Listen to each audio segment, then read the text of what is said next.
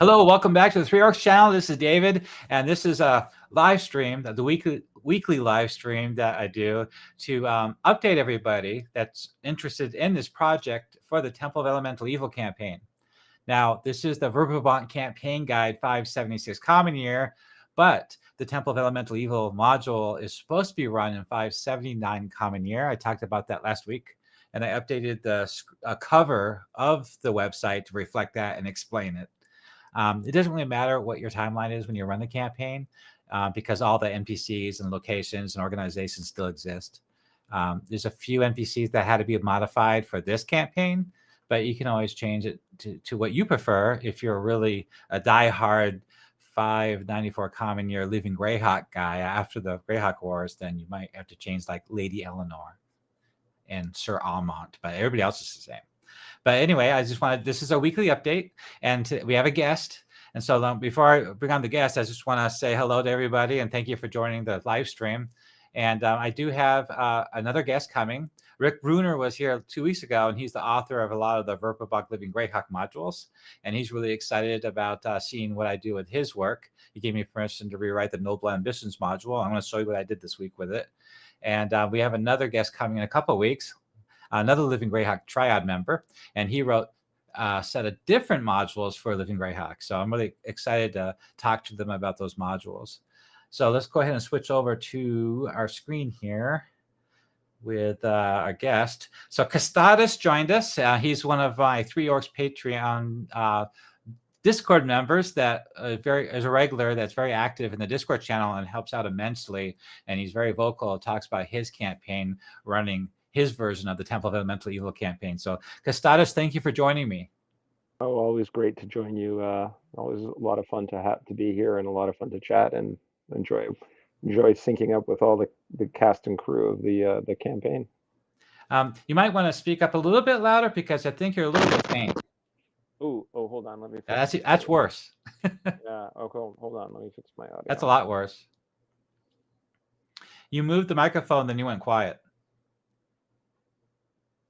While you do that, I just want to remind everybody that's watching this live stream, if you have any questions, you can ask them in YouTube, and we can answer them here on the stream. You know, any questions you have about this project or questions you have about your campaign and what resources we have for this campaign that could be used for your campaign, or some suggestions, or if you have some good ideas, share that with us too.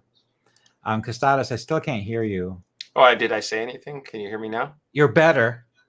You still sound kind of far away, though. Ah, that sucks. It just sounds like you're coming through a tin microphone, like tinny. That's weird because I'm using the same. All right. Oh, no, I'm sorry. You're fine. You're fine. I turned my speakers down. I should have headphones on. All right, I feel better now. I'm like going, damn it! I'm stupid.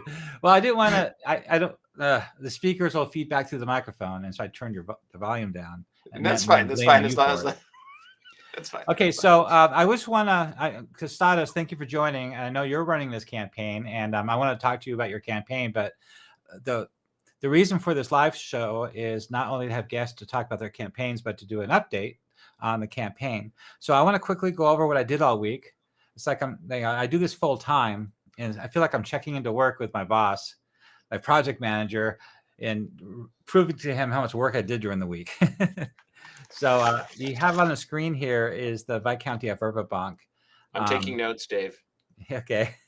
And last week I talked about how I updated Clan and Lenafel and Clan Felafel, the two elven clans on the southern border by Selene, because you travel back and forth between the Wild Coast and Nolb and the Viscounty of Verbobonc in some people's campaigns. So that's really important because you're traveling through their lands, and we need to know what happens, you know, how they interact with travelers and bandits and brigands and players and characters and different quests and stuff.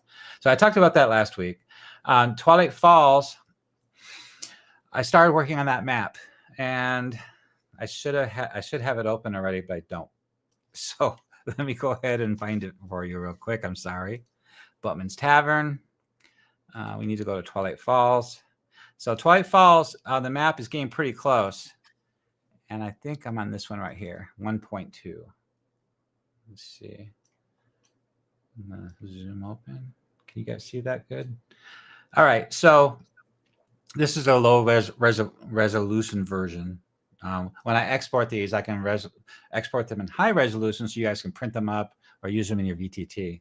This is just an example where I'm at so far. So what I'm just throwing stuff down right now. I've got trees and bushes and rocks, and I was figuring out the roads. So as you see, the road from the west is going across the river, east, northeast, and off the map. And there's the falls. And I don't know why you can't see the top of the falls for some reason here. You should be able to. And if you look at the Viscounty map, Twilight Falls. So the falls don't really come from anywhere on the Anna Myers maps. There should be a source of water to the north of Twilight Falls, and the fall. I know the river flows southwest towards Nolb. We know that through Nolb, and then north up through the Fens of Tor. So I got the road right. So that road off the map goes to Nolb, and another road goes up to Divers. So I wanted to make sure the roads are right, the river's right, and all that. And I started playing around with the buildings and stuff, the inn, the tavern, the church. That's the Falls Keep, the Mounted Borderers Keep out here. You got to remember, Twilight Falls is right on the border, the Viscounty of Verbobonc. And that's why they're here. The elves are pretty upset with Twilight Falls because of all the wood gathering. There's a merchant company here abusing the forest to get wood. So there's a lot of plot points here that I added to other descriptions. Twilight Falls is done, by the way. So if you can go there right now to the website, and you can go actually to Twilight Falls right now, and it's fully keyed already. I'm just trying to work on the map so that I can add the tags to the map so you can click on each building and go to the article that way. As you can see, Twilight Falls is all done. I have 14 locations and a bunch of artwork, bunch of dialogue, everything you expect from Three Orcs. I've been doing this for 7 years, and I'm really good at creating villages. I was a total pro at this by now. And I have like 14 villages and 2 cities done. So there's a lot of stuff I've been doing lately, and Twilight Falls is coming out pretty good. So back to another thing. So that's the quick update for Twilight Falls. I'm working on a map. And the other map I'm working on is Nolb. So Nolb is right here. So that's the old map. And the old map, I didn't have fog. And I have to, I'm rekeying Nolb. I have to redo it totally, completely different. And I'm improving it. What's horrible about map making is if you're very, you're disappointed, you're not happy with your results, and you're constantly working on it forever. You can work on something forever and never end, trying to perfect it, make it better and better, and seeing all the little flaws and things. And so now that I'm going over it again, because I'm rekeying everything, I'm actually improving it again. So let's go ahead and take a look at what I did so far. And this map is under Nolb right here. The Boatman's Tavern's done too, by the way. We'll go over that in a minute. So let's look at this version is lower resolution. Okay, so as you can see, I added fog, river and marsh fog. And I also add a lot more detail around the Boatman's Tavern, trails and bushes and things like that. Detail it out more to match the battle map for Boatman's Tavern. I also added many more ruins. A lot of these buildings are burnt to the ground or just from the siege after the Battle of Emerald Meadows. The forces are good. The righteous host swept through here and destroyed a lot of the buildings. And so I added more of that here, more evidence of that battle 9 years ago. And also down here, I realized that some of my buildings were a little bit too modern, so I replaced them. So a lot of these buildings is my artwork, like that building right there. I created it myself by hand. So these others are from Tom Kartos. I'm a patron of his. I pay him his monthly fee, and he lets me use his objects. But I've been trying to draw my own objects, and that's one of them right there. And some of these trees too are also mine. I've created 150 objects so far. So I'm steadily creating my own objects. So I can officially call it all Three Orcs without giving credit to anybody else. I created that building too, and those bushes back there. This is a low resolution version. I didn't export this. Some of my versions are like 30 megabyte exports. We're not looking at that right now. Okay, so this is a manor of the old mayor. There's no more mayor. He got killed. So anyway, once the bandits are hiding out in number 33, that's the stables, some horses for the bandits. And basically it's a supply station, logistics center for the Temple of Elemental Evil for Nolb, and hunting cottage out in the woods with a secret tunnel. That's another hideout for bandits that guard the secret entrance into the Temple of Elemental Evil for logistics of loot and slaves coming in. So there's like 2 in this area that I'm working on heavily to figure out the logistics with the NPCs in town, how it all works together. Exactly. Who comes out of that temple, who gives the orders, who here in town works with them directly or indirectly. I'm working all that out in detail. All right, so that's that map that is coming along pretty good. I think I'm done. Today I was getting really frustrated that I can't stop working on it. Okay, so the next thing I did was the old manor. So this old manor, new artwork. So what I did was I play a lot of online role-playing games, and lately I've played Near Human, Almost Human. Love that game. And also Fallout 4 and Fallout 76. So a lot of those bandit locations have towers built on top of them, platforms, guard towers, fortifications. You see the front door is barricaded. And so looking at that picture reminds me of playing like Fallout 76, because you're going to sneak up on that place, right? And all these bandits are on lookout, and there's patrols too. And I got dire hounds in the stables. I don't know if I want to use dire hounds or I want to use these new hounds I wrote. I invented them. They're called gnarly hounds. I made those up a long time ago. But I don't know if I want gnarly hounds to be considered evil. So I have to think about that. Gnarly hounds might be something that be friends with rangers. So I don't know if I want to give gnarly hounds to the bandits. But anyway, so it's a whole background, whole history. Everything's here. Even bandit artwork for bandits, what they look like, guarding the place.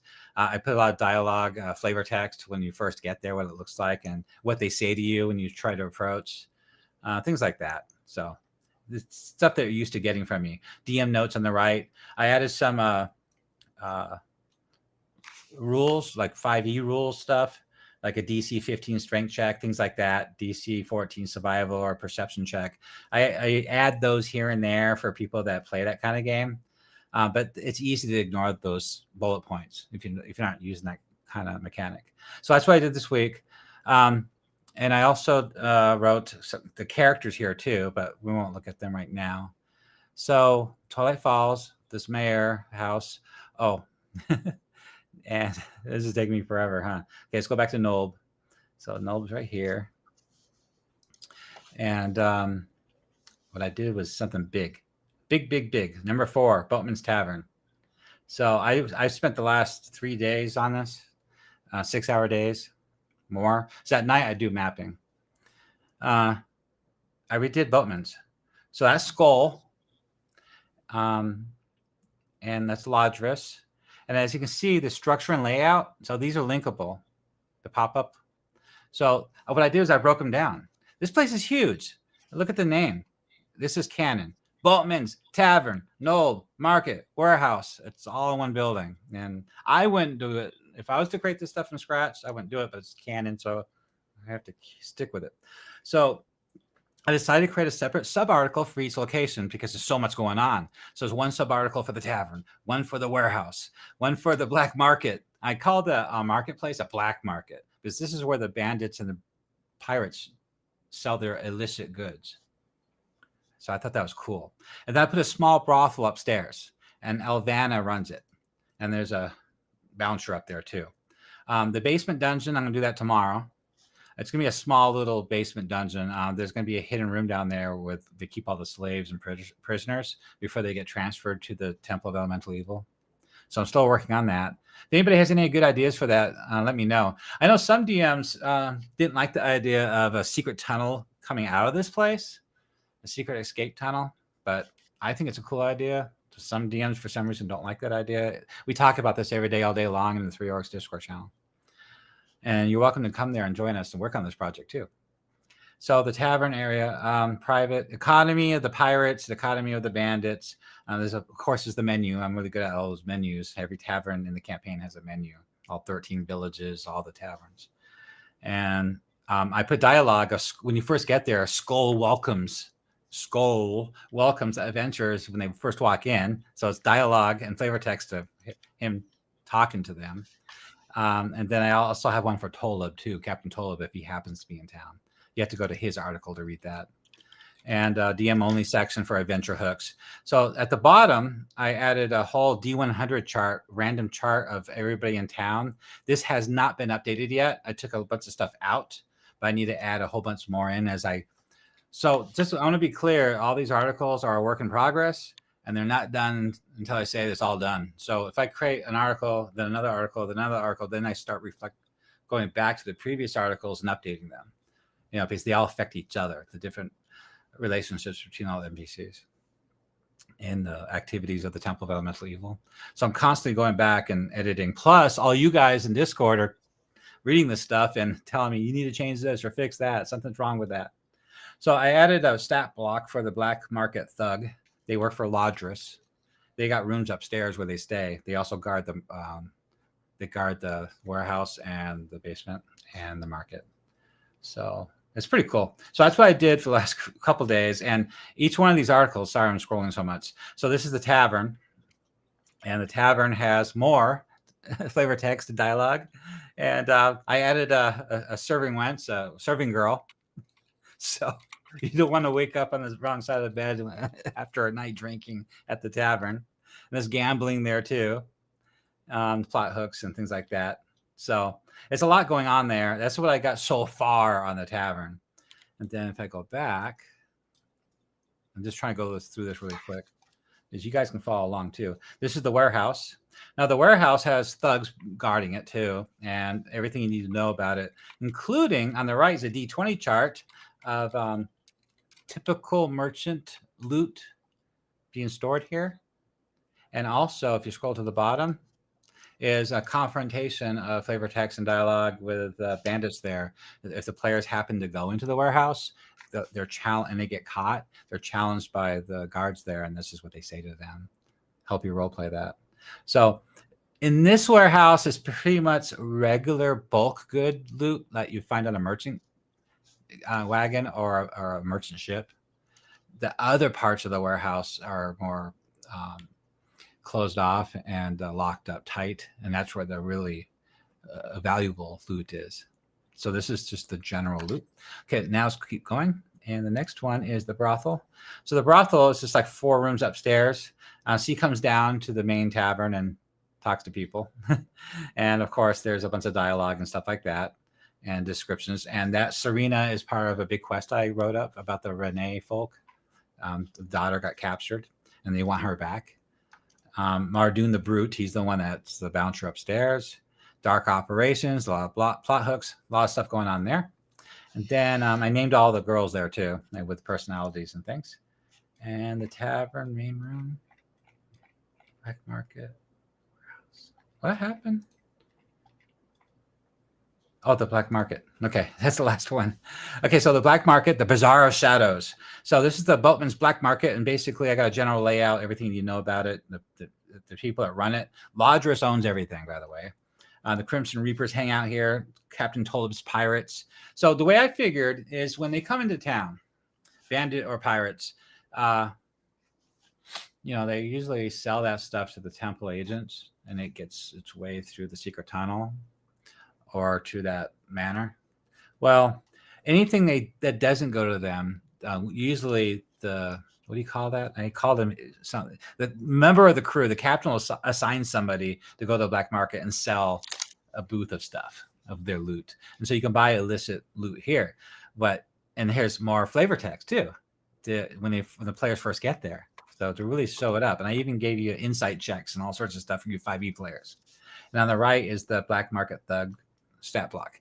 Now, what's really going to get you guys excited is when I scroll down. So there's more plot hooks. Now, whenever a player, I thought about this today, and I wrote this up today because as a Dungeon Master, I'm always thinking, what will the players do? I want to be ready for it. Well, obviously, the player, when he sees something, he's going to go, oh, where'd you get that from? And so I decided to write 12 quotes of typical responses that a seller at the black market might tell the player. which is pretty funny. Before we go further, says Sarge. He said, "Look, thank you for joining the live stream, Sarge. I'm really happy you're here, and so is Rock the Hobbit. Hi, thank you for joining."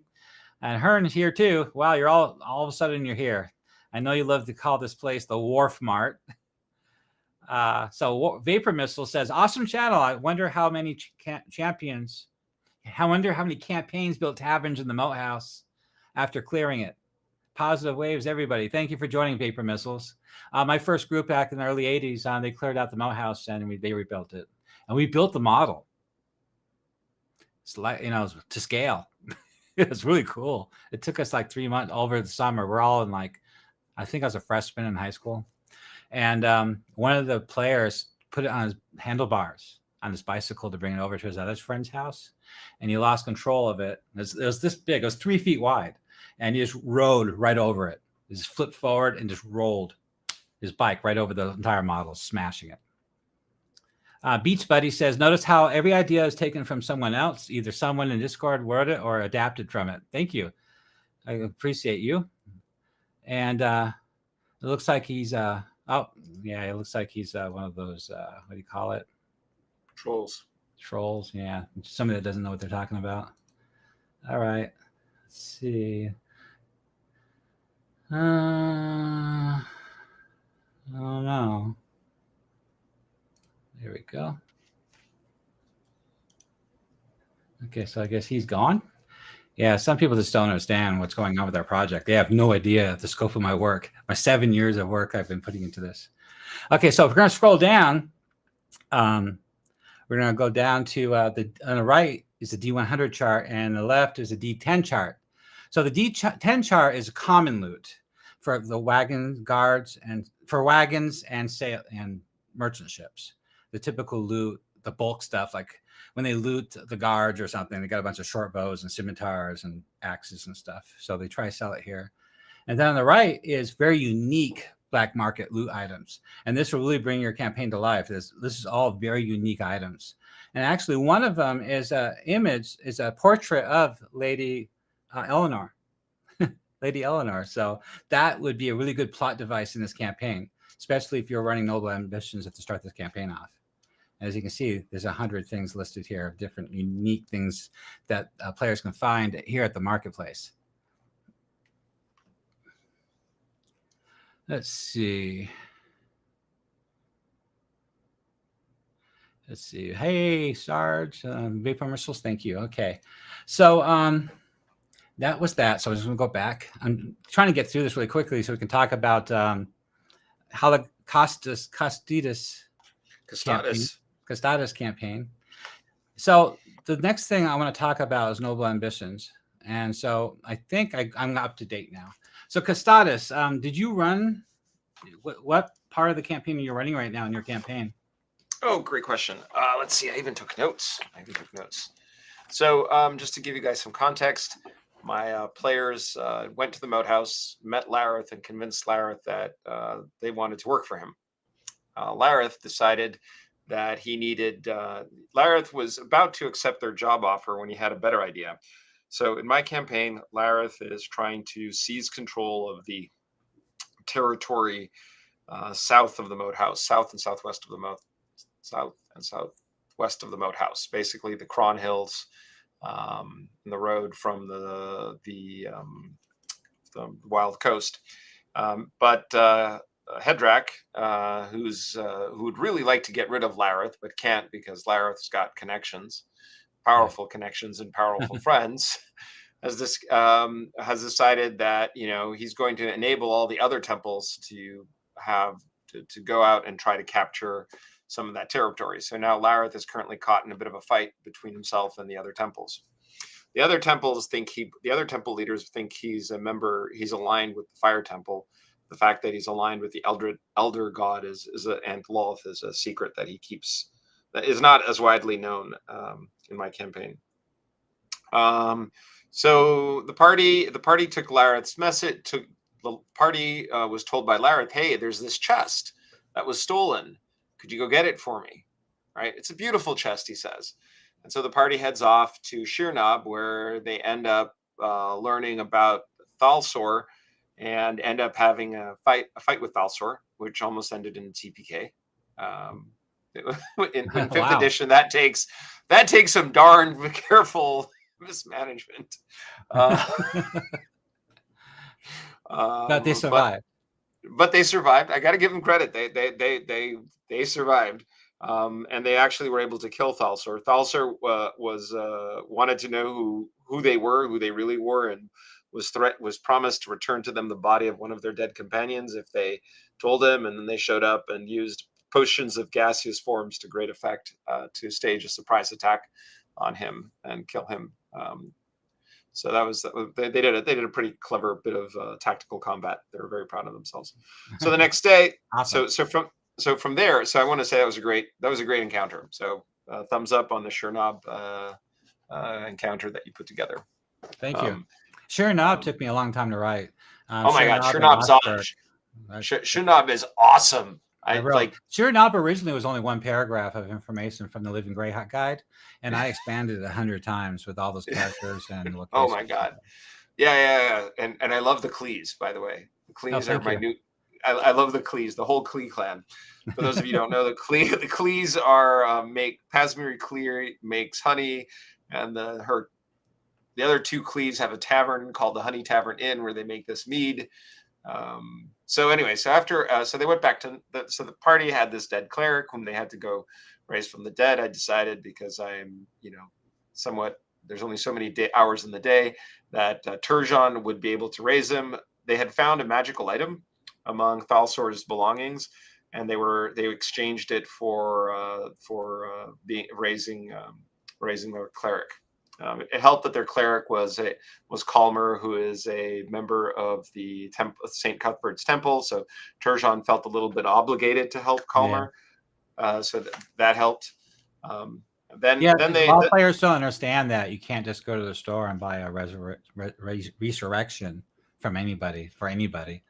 So right, yeah. You have to have some sort of commit. You have to have some kind of connection to that faith, or they're not going to help you. Right. Yeah. So that's what I told the party afterwards. One of the bartenders, Osler, tells them that Turjan doesn't give out healing unless you're a member of the faith, and that he's using that to get people to convert to the faith, the new faith. Part of the theme in my campaign is that Turjan is trying to convert everybody. Yes, that makes sense.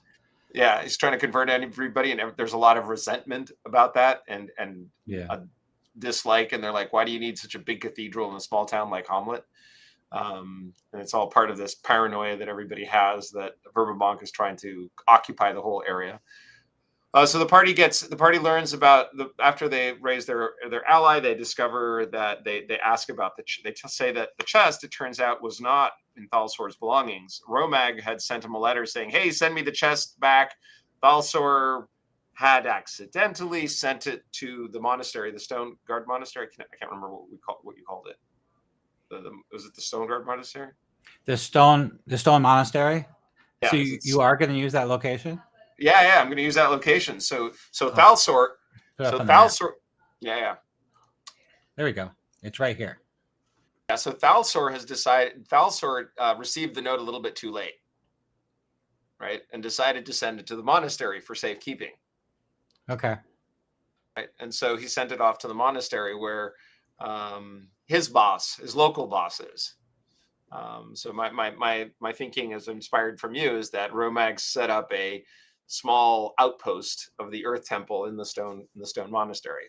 And so we were talking about that yesterday, right? Yeah. So we were talking about that, and I just thought that was a great idea. And I'm like, I wanted them to explore a little bit more of the world, so I needed to give them motivation to go there. And so well, the thing about those 4 outposts in the world that I put here are from the Princes of the Apocalypse module, because I thought it was a really good idea. And off subject, DM's Guild does allow you to rewrite modules and put them up on DM's Guild as long as they sell that module. But you can't copy paste stat blocks and lists, and you can't use their maps. So that module is written for Forgotten Realms.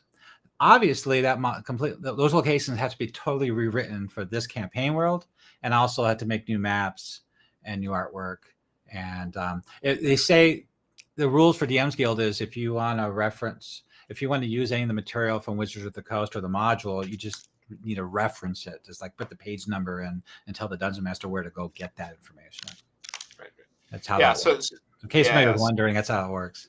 Yeah, no, totally get it. Yeah, but we haven't gotten there. Instead, what they had to do is first find the monastery, because I decided the monastery it wasn't an active monastery, right? Oh, that's right. We're talking about that. Some good idea. We're brainstorming what to do with it.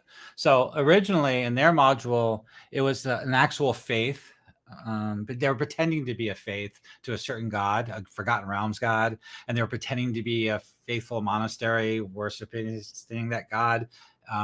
And so the Forces of Good didn't know really who was really behind it, which was the Temple of Earth Elemental Temple.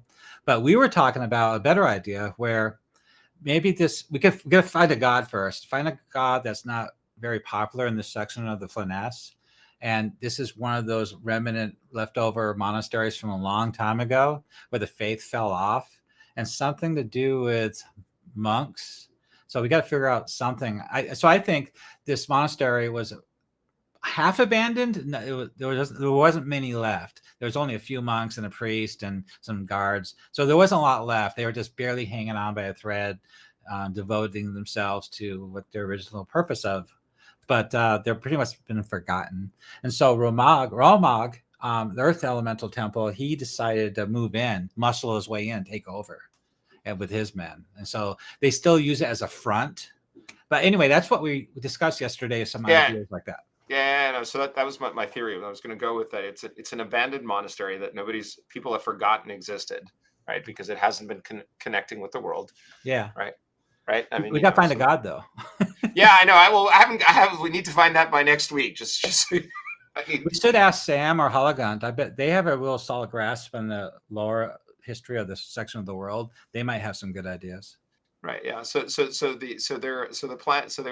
first had to find the temple. So they had to go to either I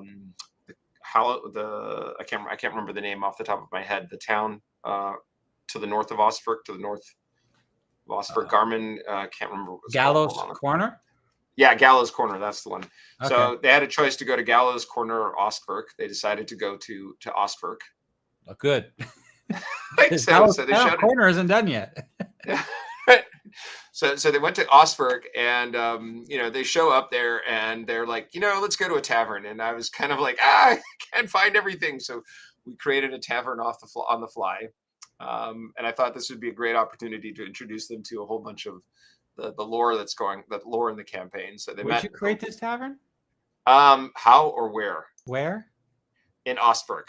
I called it the cheap. Ostfirk is fully keyed. It already has like 2 or 3 taverns. Yeah, I know. I know. But that was a mistake on my part. Oh, okay. No problem. Let's take a look at it. Yeah, no, you had plenty of taverns. I panicked. I wasn't prepared. I clicked on the random generators. I got very excited. I saw what I liked. Well, I try to write these articles so they're quickly referenceable at the table, so you can easily just go to the no. Yeah, no, you do a great job. Like, so there's like 31 locations in Ostfirk. I know. I felt like such. And if you click on the map, yeah. So what I'm trying to say is, like, I felt like such a dummy. All you do is click on one of the inns and just role play. All right, fine. I'm gonna rename one. I'm gonna just retcon it. Tell the party it wasn't the cheap font. It was named differently. Do you have any idea how many hours I put into these? Hey, I bought the module. Yeah, well, anyway, I created that. I created that building. Yeah, no. So okay. So you created an inn, and they're there right now, following up on the Gift of Beauty. Yeah. So a couple of things that we did. We decided, so one was that they met. The innkeeper was a gnome, who expresses the opinion, who tells them, that the chest.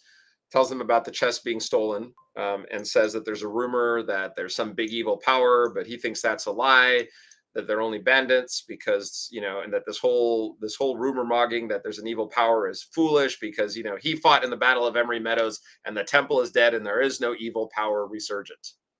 Right. So I decided that would be, introduce sort of former soldiers of that battle who are convinced that the evil's gone. Like they fought that battle. That is it's done. There is no more evil. It's been put down. You're right. If there is Yeah. any activity out there, maybe it's a splinter cult causing trouble. That's Right. much anybody would guess.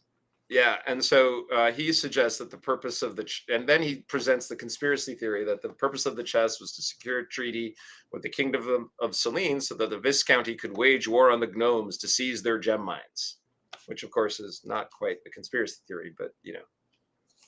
That's right. They're trying to steal their gems. Those greedy nobles. Yeah, those greedy nobles, right? Yeah.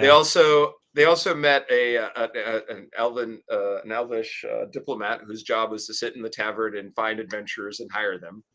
And I decided, because you know, I play with a bunch of kids, and we wanted to have, and one of them had written a book in a previous campaign, right, about his adventures. That, you know, what would happen if you were an average Joe who read literature? Well, there'll probably be lots of adventure stories. Right? And the adventure stories would always start in a tavern with somebody giving out quests. Yes. That's typical D&D tropes. Right. But I'm thinking to myself, if you're in a fantasy world where people are writing stories and books about adventures, well, of course they would start in a tavern with quests, because in the medieval kind of context that Dungeons and Dragons plays, taverns aren't just a bar. They're where people get together every day. So getting a quest in a tavern is kind of like, you know, where else would you get it? That was where everybody meets, right? And so I had my elf diplomat became all very excited that he was going to be a quest giver and an adventurer. So, okay. Yeah. You know, it's a given. It's a common knowledge for all players. They should know this, that there's a list of reasons for taverns. One is to go there to rest, to heal up, to get rumors, to meet NPCs, to recruit, to get quest. That's what. So whenever somebody goes to the town, I those expectations are set. They're going to the tavern for those things, and that makes sure it happens. Yes. Yeah. No. And so part of it is, though, it's like, part of it is I want the world to feel a little bit more real. And I thought to myself, one of the ways to make it more real is that, you know, if there's a lot of adventurers out in the world, there probably is a lot of books about adventures. And if you're a well-read elf, you've probably read many of them. And, you know, if you were, wouldn't you be excited about the idea of being an adventurer, of being the quest giver of a bunch of adventures? I also just, so they got the information that of where the next piece of information they got was to go to the I forgot the name again. We were just talking about it. The town to the north. Gallows Corner. Gallows Corners. For some reason, I'm thinking Garmin Corner. I don't know why. Maybe it's because I have a Garmin watch. And like Gallows Corner. So the next piece of information they got was to go to Gallows Corner, and from there, they we'll see how they end up in the they end up in the well, as I told you, Gallows Corner is done on my private site, but it seriously needs to be expanded and rewritten, and that's why I haven't gotten to there yet, because I'm 100% focused on Knoll right now. Yeah, you know, and you're the first DM that ever said they're going there, that I've heard. Yes. Yes. Yeah, so I saw that town and I said, that is the right place for that. You know, my thinking is, just so you know, my thinking is that the monastery in the Grim, why do I keep forgetting the name? It's like my brain doesn't want to remember that name. Gallows Corner? Gallows Corner. Yeah. The goal, my thinking is Gallows Corner and the monastery had a relationship, right? And so that that's the, like, so people there have heard about it, but they haven't, but everybody's going to talk about it, how nobody goes there anymore, and it's been dead for 10 years. Oh, okay. Gallows Corner is actually, Living Greyhawk wrote it up to be fairly sizable, almost like Ostfirk. I thought that was kind of odd. It's supposed to be half halflings and half human town. Right. So what do you, I mean, that's kind of what I'm thinking, that they would have heard about it, but, like, you know, in the intervening 10 years, they've kind of dropped off the map. So they might find some people who've heard about it, but said, oh, nobody's gone there in a decade. There's nothing there. The monks used to come down every so often. They were part of the. I just remembered, I forgot to add something. So on my private site, I put an inn at the crossroads here. It's it's a good spot for an inn, a way station for caravans, a stopover. Where is that? Halfway between Sheernab and Ostwerk and Gallows Corner. Because if you count, each hex is a league, 3 miles. Right. 1, 2, 3, 4. So it's like 10 to 12 miles to the intersection, and usually caravans don't travel more than 10 miles a day. Right. And so that'd be a perfect location for an inn, a stopover for caravans. And I did place one in Fully Key it on my private campaign, and I forgot to add it to this website. Oh man, well you got to give me the tavern. You got to give me the tavern. So the tavern has bandits hanging out there. Pretty much has the family there under like hostage, and it's like a front. They're treating it as a front, and they're using it to watch the merchant roads. Right, and so a bunch of adventurers showing up there, looking for whatchamacallit, a monastery. Well, what's going to happen is when they come into town, the bandits don't tip off that they're there, but very sensitive players can pick up upon the serving girl and the way the bartender, their attitude, the way they're acting, that they're being way too nervous. You can tell they've been hit. They got some bruising, and so something's not quite right. Right. And so it's possible for the players to pick up upon that this place is being is taken by bandits, and the bandits are going to wait for the players to leave and follow them. Right. So the bandits aren't going to attack them right away unless the players do something. Right. And so and I make it really scary. The description there is overwhelming odds. These are really tough bandits. They're very scary, and the players are only like second level. Okay. Well, you should share this encounter. This sounds like it could be fun. Yeah, I need to bring it over. I should do that. I'm trying to get Nulb done. I'm such a man. Okay, now share me. How about this? My party's gonna play there, and I'll tell you their feedback and their reaction, and you'll get some play testing from another player. Yeah, you're right. I should get that over there. Or send me the price. Do a PDF dump of the. Well, I always do say on this channel that if a DM needs something for their campaign, let me know, and I'll get right on it, because I've done it before. Like another Dungeon Master went through Mole, and another one went through way over here, Larneystow. What was it? Littleborough. So I actually had to create Mole and Littleborough during the middle of the week just for them, because their players are going there. I didn't do a full thing like I do my other villages, like 25 locations or anything, but it was enough for him to use in his campaign. Oh man, I that tavern looks like it would be very cool. Yeah, it's really cool because look where it's at. I mean, look where the Mo House is at, and look at the activity of this campaign. They definitely have that tavern staked out, without a doubt. Okay, man, you got to share it with me. So players would be heroes if they rescue that family and eliminate those bandits. Yes, I think that would be the heroic thing to do. Yeah. Well, if you want to work on the Stone Monastery, go ahead. While I'm working on Nulb, I try to get other people to help out in the campaign. For the last 7 years, it's pretty much just been by myself doing my own thing. But to get me speeded up, to speed me along, to get this campaign expanded faster, the more people that help out, the better. The faster things get done, because my ultimate goal is to get into the Wild Coast and include the slaver modules into this campaign. This just takes time. Yeah, it does. It does. I really like to expand it. It's a labor of love, and I spend up to 6 hours a day on this, 7 days a week. Yeah, no, I do a lot of work. Today, this week, I really buckled down. I put a lot of effort in. So I want to go over something with you real quick, now that we're talking about it. So a couple weeks ago, we had a guest on our channel, Rick Bruner, and he's the author of the first Living Greyhawk module for the Verbobonc area called Noble Ambitions. And what I've done for the last 5 years in all my campaigns is I use that module to kickstart my campaign. Everybody's first level, and they start at the city of Verbobonc. And the reason I start there is because the players will get firsthand feel of the politics, the feel of the land, where Game of Thrones meets the Temple of Elemental Evil, what's going on behind the scenes, what the agents of the Temple of Elemental Evil is doing in the city of Verbobonc with all the problems with the nobles and the things that are happening with the Viscount and the lords. And basically they get hired by Lady Eleanor Osbury. And we had him on the show talking about this, and I've been sending him links to my articles, and he's really happy with it so far. He totally gave me permission to do this, and it's been completely rewritten for this timeline, 579 Common Year, so we can run it for the Temple of Elemental Evil campaign. So it's been a lot of work. A lot of this stuff everything's been completely rewritten. I've added a lot. You know how those Living Greyhawk modules are. They're very short and sweet and very little information. This is quite a bit. So I put his credits right here, of course, like I always do.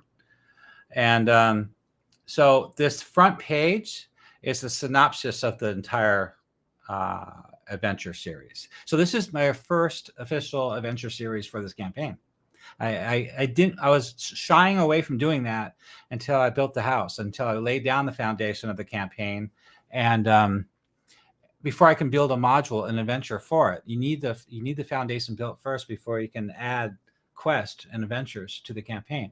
Because you can't run an adventure unless Null was done, because their goal there is not keyed yet. So, see what I mean? So you have to lay down the foundations first. But before I go further, Gallows Corner, town that has hot springs. I think I remember saying that. I think there's hot springs there.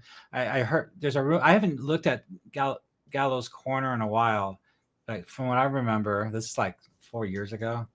I think a halfling got in an argument and decided to start his own town. I don't know, something like that. So Dreadmore said, great work on the info. It's helping me run the TOEE more efficiently. New Patreon members here. Thank you, Dreadmore. I really appreciate you following me and participating in our live stream. If you ever want to come on and talk to us on the Discord channel, you're welcome to. We can talk about your campaign. If you have any questions, we can answer. Or if you want to collaborate and help out with this project, you're more than welcome. People are always doing that and giving me great advice and comments, like even today, you guys are choosing artwork. I redid the artwork for Skull. So anyway, cover page, right? So these are the key NPCs. Each NPC has their own article. Okay. NPC, the hooks, the backdrop, City of Verbobonc, Osbury Manor, Penwick, Whistler's Bridge. Anshan is a small thorp I haven't created yet. It's on my private site. I still need to bring that over. Fens of Tor, and then a dungeon. You can't have a quest series without a dungeon. So this dungeon is bigger than the Mo House. It's the Ancient Shul Temple. And I already made the VTT. The VTT map's already been made a long time ago. It's on the Patreon. You can download it. And it's a perfect VTT map with, if you use Fog of War, it looks really good. So on the right, I got so much to go over. I'm trying to go fast. On the right is the message. So this is posted throughout the city. All the lords, all the leaders of the churches, the leaders of the mage guilds, anybody leader of the guild, of the thieves guild, anybody that's important, anybody that takes politics seriously, any of the leaders. C is the most legible bachelorette in the kingdom. She's 23 years old, absolutely beautiful, and she owns land. The barony is rich with farmlands. It's a breadbasket, the Viscounty. And if you marry her, you get her lands. And she's also the celestial ambassador to Valuna. So she's serious stuff. Highly educated, brought up well. Her people love her. But she's a poor holding and she needs help. So she put this letter out, but she's not telling anybody what it's for. It's a big secret. And everybody will do anything to find out what that is, even the bad guys. All eyes are on this. All eyes. This is serious stuff. And so the players are getting mixed up in this. Just like in a movie. There's her herald. She wants those back. See the sword and the gem? That's what she wants. Those are missing. They were taken after the Battle of Emerald Meadows. Before the Battle of Emerald Meadows. On the right-hand side is her objectives. Level range 1 to 3. So all my players are level 1. Okay, this is what I've been doing for 2 weeks. These are all articles. Okay, so I wrote a series. I wrote this campaign in a series of articles. So 1 is arrival at the Civic Square to go meet her. 2 is to go into Jolly's Inn to talk to her, to apply. 3 is taking the oath of Osbury if she approves you. 4, an assassin comes out of the shadows to one of the lucky players. 5, you finally get on the road to Osbury with her and her wagon. Really heavy wagon, tight tarp. Nobody has any clue what's in that wagon, but it's really slow. I wonder what's in it. She will not tell anybody. Okay. Then 6, surprise, surprise, first combat encounter. There's a big bandit ambush at night, in the middle of the night. So the players might be on watch. And so there's a big bandit encounter, and it's really different. It's not just normal combat. They have a purpose. They have an objective. It's really interesting. A lot of politics involved. And we all know, and this tells you everything you need to know. Who they know, who hired them, what's going on. There's a lot of stuff happening. Okay, so then finally, they get to Osbury, number 8. And there's a big ceremony, a big banquet in the player's honor. And she tells them everything. And then they find the raving madman and question him. And they find out where the ancient Shul temple is. East, across the Fensator in the gnarly forest. Good luck getting there. So this is riddle. It's a big prophecy. And they have to decipher it. It's a riddle prophecy. So players will have a good time trying to figure out the prophecy, to figure out where this dungeon is. Nobody knows where this ancient Shul dungeon is, except for maybe the great druid, but he's not there. Okay, so that's as far as I got, right? I got you guys as far as Osbury Manor through Penwick. Real quick, just to show you. I got you out of the Verbobonc City, down Merchant's Way, dang it, through Penwick. Didn't stop in Penwick because it's still in the middle of the day. The mayor says hi. She says hello. Keep going. A couple other DMs made the mistake of spending the night there, and the players got all caught up turning the bandit gen. Spent the whole session just hearing the bandits say, "Forgive us. We didn't mean to do it." That's a waste of session. So I eloquently have a sluice to get through that without wasting time. So you finally get to right here, Osbury Manor, and that's where we stop. And then the next morning, finally, the players are free, away from this entourage of her knight and her 4 guards. So they're on their own for the first time. So they head east through Anshin, the little thorp that I haven't keyed yet. They cross this Immeridge Run through the Fensator. Wandering monsters, giant alligators, sturges, whatever you can throw at them. Try to kill your players. It's a lot of fun. Okay, then you finally get through the Fensator. There's a clan of orcs out here. So this is where the ruins are located. So they follow the clues. They'll get them there. But unfortunately, there's a war band of orcs moved in. So the dungeon's a lot of fun. My players had a heck of a time clearing that dungeon out. Lots of treasure, too. So by the time they finished that dungeon, and they got out, they found her treasures, the Osbury treasures. They finally got it all, got out with their lives. Nobody died. They all made 2nd level. Now they can, after they hand over this stuff to her, they can head south to follow up on these bandit problems around Hamlet, and also go after the Gift of Beauty. So they head south. I had them cut through a small road through here, and they get to Hamlet. And they got hit by bandits right here. Just like in all the T1 module adventures, you always get hit by bandits outside of Hamlet. Typical standard thing. But in this campaign, as you guys know, we all know this website tells you everything those bandits know. So when the players question them, interrogate them, you as a Dungeon Master has solid answers for your players. So anyway, back to the... I'm not showing you these pages, but you can go here and look at them yourself. There's a lot here. A lot of narration, a lot of flavor text, a lot of characters, a lot of articles, the character articles, a lot of artwork. Now more. There's more. Oh my God, I can't believe how much I worked this week. All right, you guys aren't, I need to get paid more. All right, so side quest 1, Istis Soothsayer's Plight. A lucky player is taken aside at the marketplace by a priestess of Istis and a big reading, this prophecy. This prophecy tells him at the bottom how to destroy that altar in the Ancient Soul Dungeon, how to cleanse it or destroy it. And I create a chart for you. I had to figure it out. This great side quest. It's all part of the whole thing, though. Okay, then another side quest, number 2. So this one Hey, Dave, Yeah. where are those side quests off? Are they off of Verbobonc or are they off of this?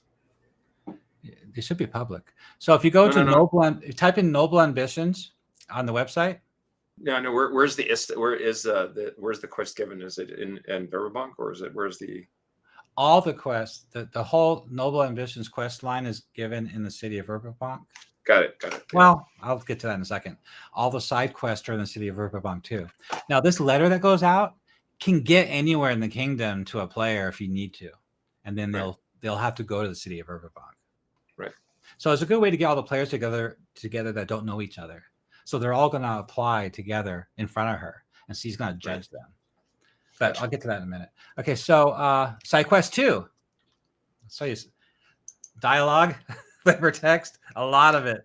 I wrote here the adaptation note and credits for the main core idea of just one. It's just based on one encounter from that Living Greyhawk module. And I obviously look at this. I expanded it a billion times more. Archbishop Hofferin has his own article too in politics. So on the right-hand side, there's 2 mounted borderers. They're being tended at the church of St. Cuthbert. They were attacked and ambushed by a band of gnomes in the Cron Hills. So the players were sent here probably by their bishop. If it's a cleric or a paladin in the group, they probably got sent by them. Okay. And I was just checking my chat. And investigate what's going on. Go there, find out what's going on. Your eyes and ears, you represent the order. So you can find a reason to send a player here to investigate this the same day that this Lady Osbury thing's happening. So this just pulls in what's happening politic-wise in the campaign, why the mounted borders were pulled back from the Cron Hills, why everybody hates the gnomes. So what happens is you question them and you find out another chart. And that chart tells you as a DM what's going on.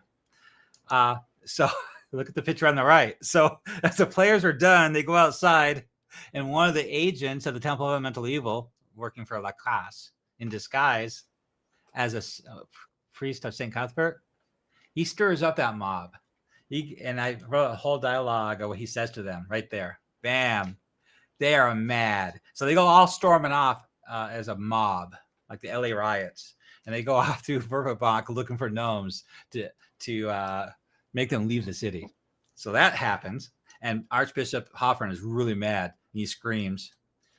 Okay, so then the next one, real quick, is another side quest that's a lot to do with this is gnomes are in the business marketplace arguing with the merchant here. We paid you. You didn't deliver the goods. We have a receipt right here. And that's it. We can't trust you humans anymore. We're leaving. We're going to take our trade elsewhere. We're going to Divers or Ulick. So the players have to get to the bottom of that. And the vigil wardens show up, the guards, and they have to prove to them what's happening.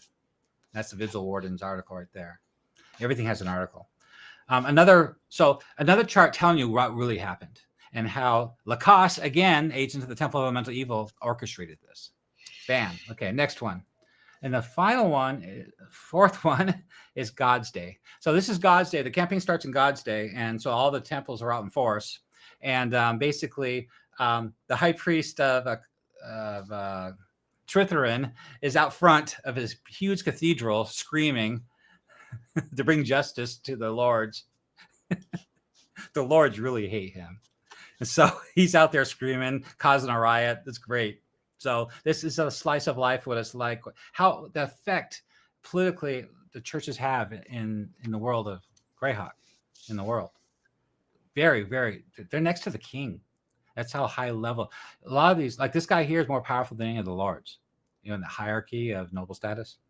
Anyway, so the next one is the mission of Rayo. So another lucky player. So you want to give some love to a player that's not getting any attention. So he's walking down the street and sees that. So she looks at him all shocked. It's you.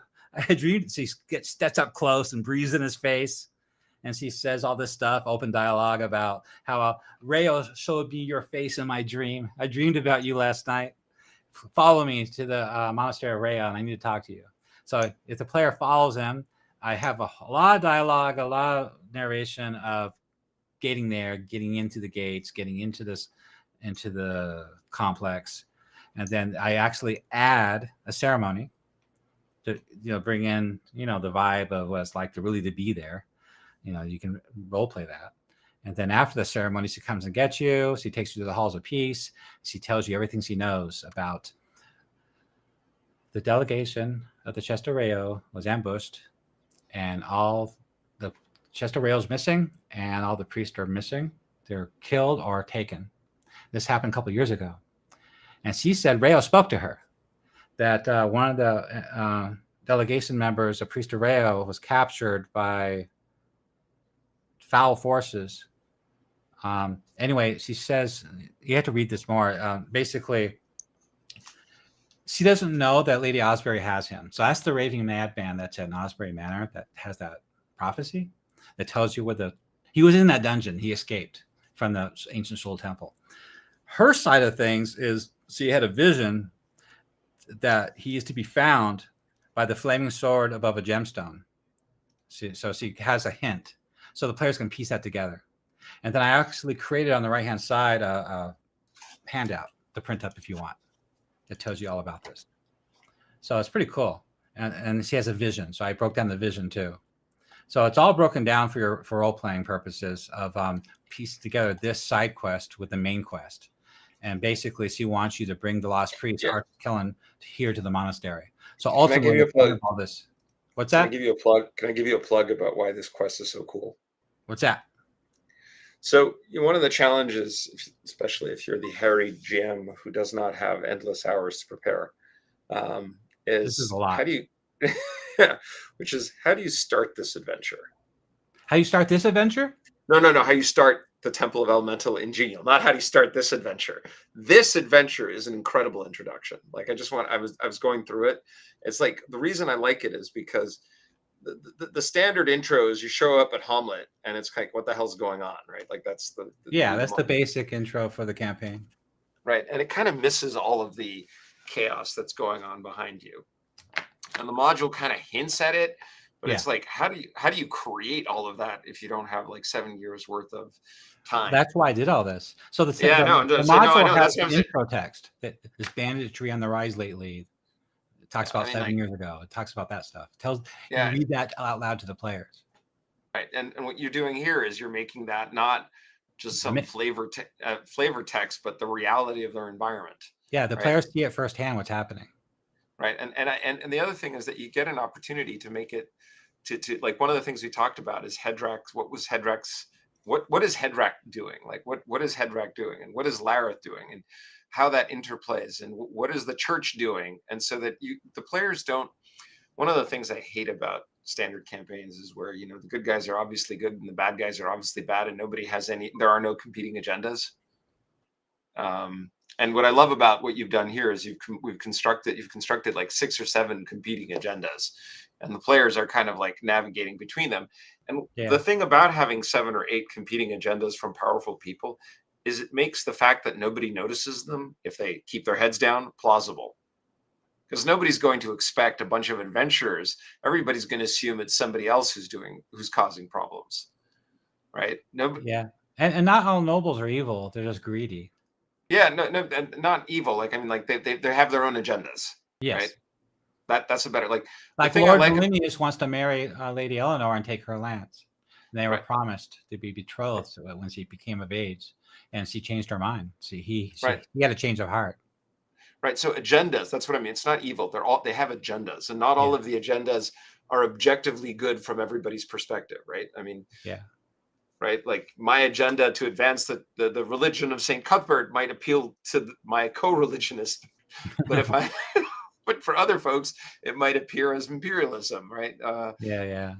My goal to bring peace to the edges of the gnarly forest and end the banditry by building a fortress might appear as imperialism to somebody else. And so there's like these conflicting tensions. It's not like anyone's intrinsically evil. It's just that there are conflicting ambitions and agendas. And in those conflicting agendas and ambitions, the thing that happens is that a group of adventurers who are acting like a small weight tipping the scales that's causing ripples that causes more chaos don't get noticed. don't get noticed, right? Because it's not like, oh, there's this powerful group of adventurers smashing through things. It's Hedrak. Why would Hedrak pay any attention to them? Clearly, this must be some plot by Lareth, or clearly it's something that the Saint Cuthbert is doing, or maybe it's something like, those are the real power centers. Nobody pays any attention to a group of low-level adventurers going around. I mean, whatever. Or the players are getting caught up in something beyond their control that they're Right. trying to navigate and to come out on top. Right. And so like, yes, and then the players when they start are just like, they're seeing this. They're not able, they don't influence it. But as they gain more and more power, you could imagine that they're like, I want to control some of these factions, or I want to have an agenda. I want to drive to some outcome that is not aligned with any of the groups. Well, players want agency to control their fate eventually. Yeah, no, but it's like when you're first to fifth level, you're just, okay, how do I survive? And then you start, like, by the time you get to 5th to 10th, you're kind of well known in the area.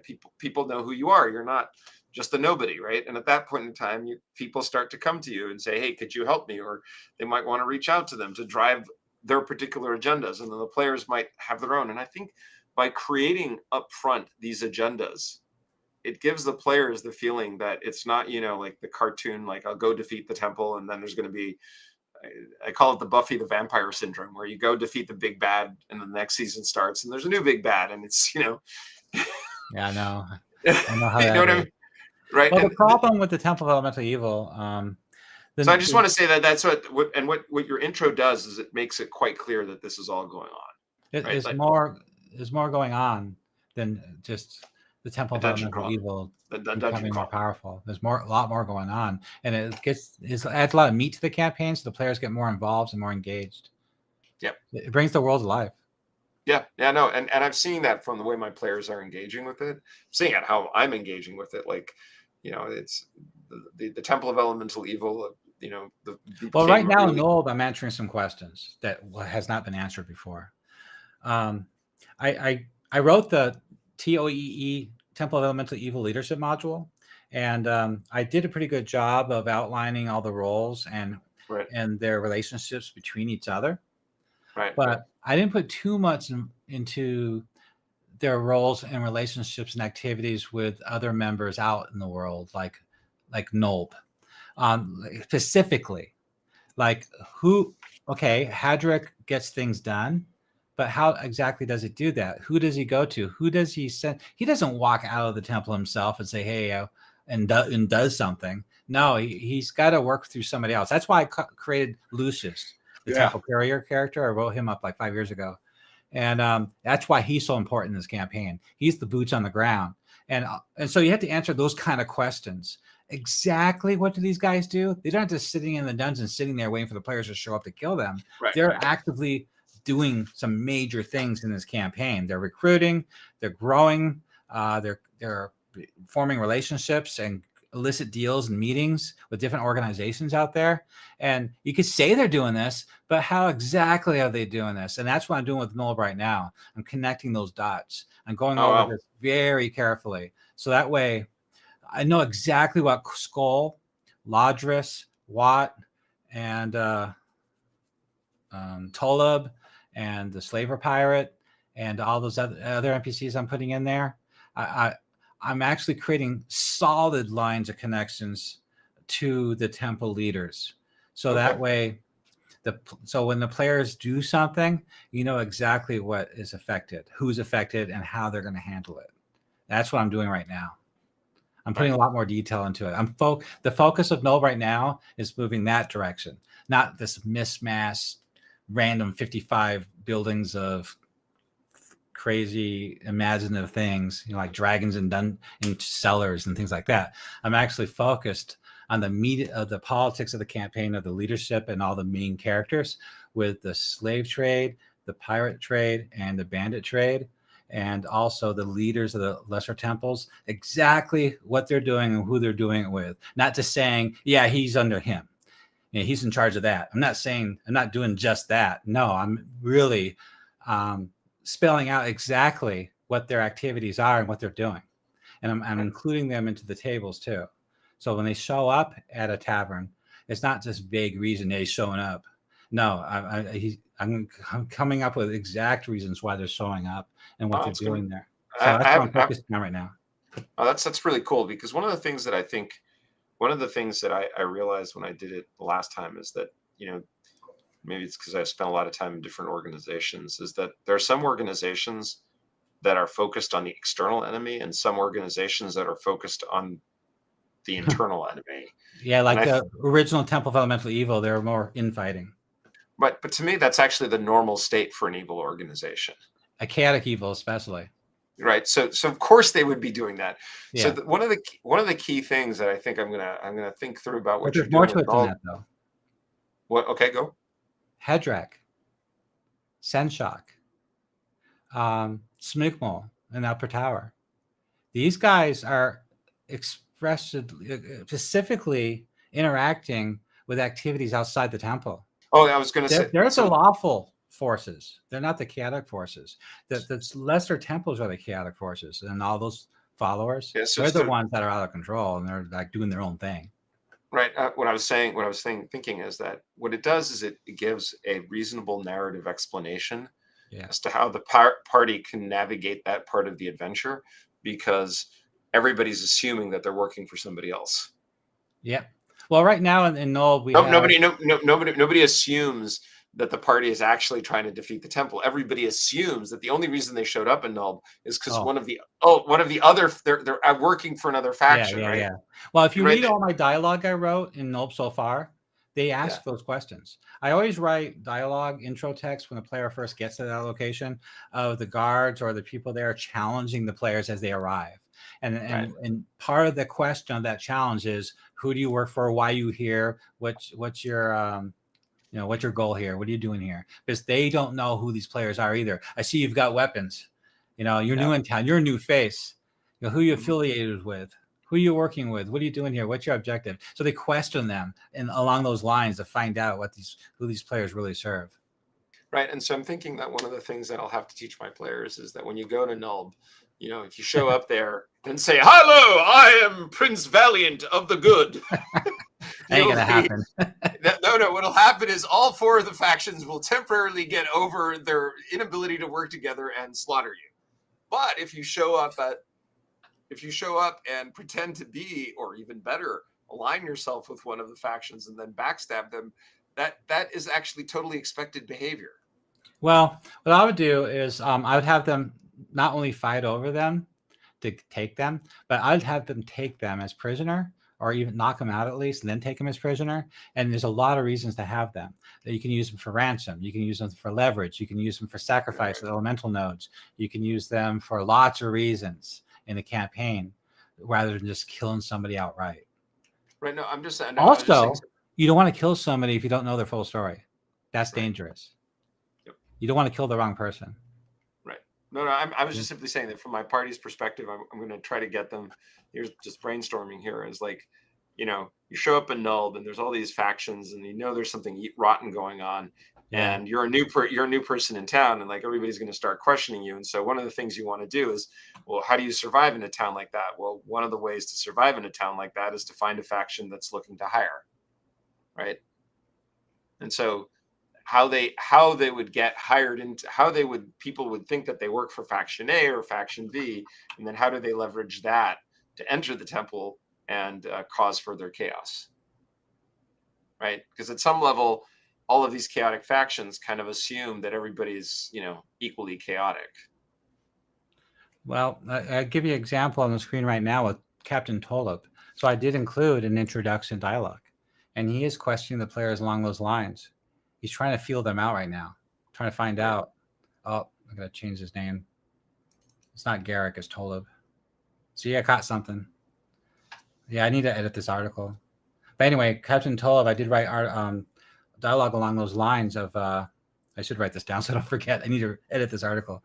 Along the lines that he is questioning them carefully to find out who these players are and who they serve. So I do that with all of my articles, all my guards. Yeah, no, I love that. I love that. I love that you do that, and I'm glad that you called it out. I have noticed that you do that, but I'm going to start doing that as well in all of my encounters.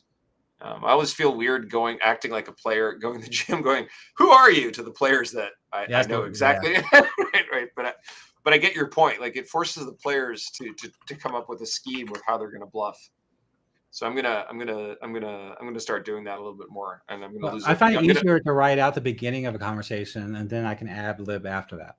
Yeah, no, I'm beginning to see the value of that. It steers me in the right direction. Yeah, sets the tone. and yep. Hey, Dave, this was Yeah, fun. it was fun. This was fun, and I just want to say, like, yes, I feel I paid good money for the Ostberg, and I didn't use the taverns. That's awful. It's awful. I want for the record to show there were plenty of taverns. I could have used them, and they did not. Oh well, but- it's still there if you need it.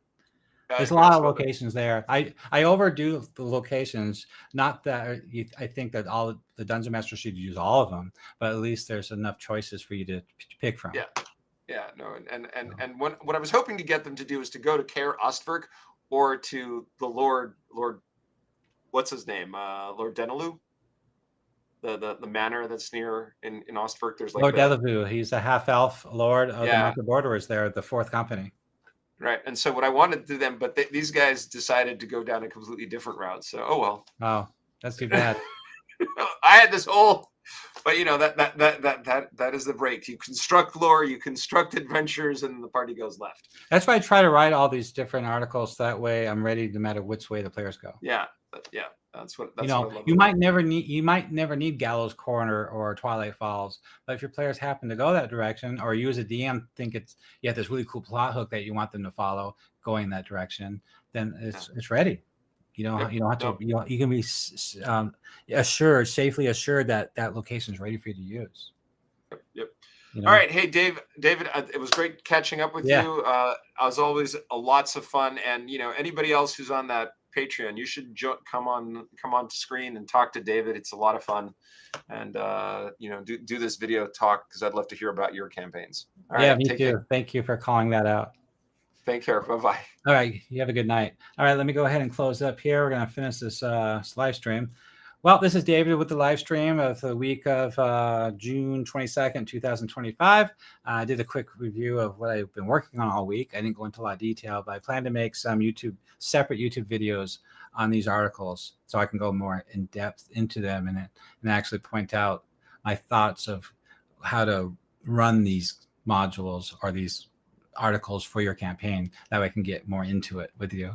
And next week, I think we have a new guest, Lon, Living Greyhawk Triad member. I think hopefully he joins us. We could talk about his modules too. Well, you guys have a good week. I hope your players has as much fun as mine have running the Temple of Elemental Evil campaign. You guys have a good night. See ya. Let's see.